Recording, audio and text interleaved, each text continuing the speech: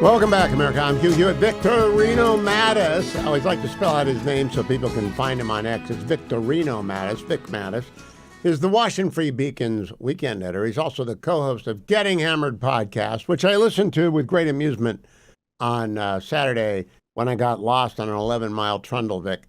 Here's what I have to ask you. Now, I have three things to cover with you: cereal, Nashville, and DOGE. So let's first start with cereal. I thought you two rather maliciously overlooked the nutritional advantages of Captain Crunch. Well, you know, I mean, I'm probably stealing this. I believe I'm stealing this from the director Quentin Tarantino, who once made a quip that, you know, Captain Crunch is great if you like to shred the roof of your mouth. You know, Captain really Crunch is fortified. You mentioned fortified cereals, and I whenever my wife would leave and it was just the kids and me, I'd go out and buy like 3 boxes of Captain Crunch, and they'd be gone whenever she came back. Yeah, it's part of your it's related to your orange food diet, isn't it? It's sort of on the more golden hue of it, but it's right up there, and it's quite tasty and very hard and crunchy, and it could cut you up if you're not patient with it. Well, you were out there. I don't know if you endorse grape nuts. I don't know if you tried grape nuts. I've never allowed grape nuts in my house. No, I told Mary Catherine it's like gravel mix. She's a big champion of grape nuts. That's really not for me. I think that's something that's, probably very dangerous for some people. Really. That may actually lose her a slot on the Hugh Hewitt show because I really cannot abide the idea of grape nuts. Next, how did you manage to screw up Nashville?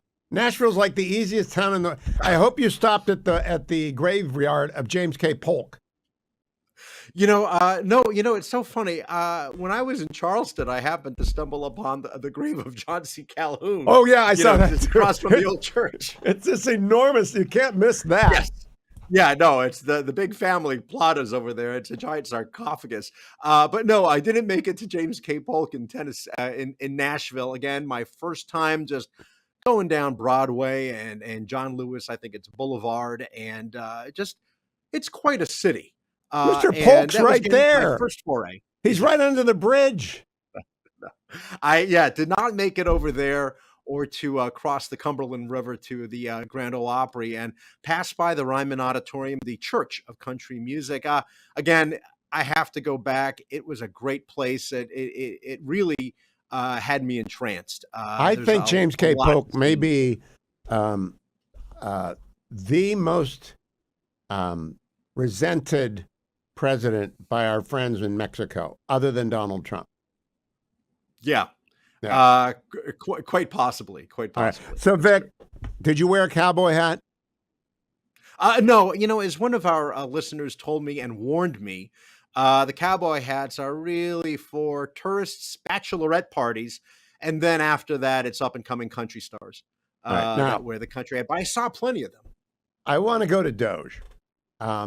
Because the reaction to DOGE, which you folks captured using some audio, including Chuck Schumer, was really quite amusing. Do you think if Eliana came in, that's the editor, I don't know who your publisher is, or your publisher showed up and they said, we're going to look at every line item of the expenditures here because the Free Beacon's $1.6 trillion in the red. Do you think you could walk out or create any kind of a stir, Vic? I think there'd be a bit of a panic if it was $1.6 trillion. Other than that, of course, open the books. We're more than happy to. We've got nothing to hide.